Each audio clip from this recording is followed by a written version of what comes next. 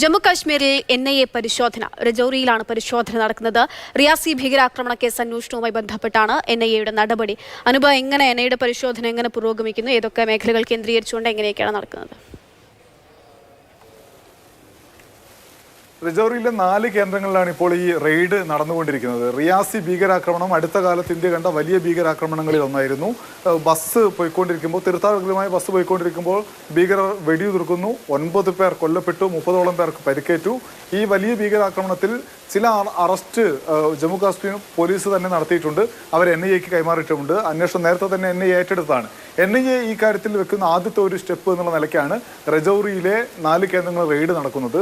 നേരത്തെയും ചില ഭീകരാക്രമണ കേസുകൾ, ഭീകരപ്രവർത്തനങ്ങളുമായി ബന്ധമുണ്ട് എന്ന ആരോപണം ഉയർന്നിരുന്ന ആളുകളുടെ വീടുകളിലും പരിസരങ്ങളിലുമാണ് ഇപ്പോഴത്തെ റെയ്ഡ്. ആരെയും കസ്റ്റഡിയിൽ എടുത്തിട്ടില്ല. ചില സംശയങ്ങളുണ്ട് എന്ന് NIA സൂചിപ്പിക്കുന്നുണ്ട്. എന്തായാലും റെയ്ഡ് ഇപ്പോഴും തുടരുന്നു. റിയാസി ഭീകരാക്രമണ കേസിലെ അന്വേഷണം വളരെ സജീവമായി മുന്നോട്ട് പോകുന്നു എന്നുള്ളതാണ് വിവരം.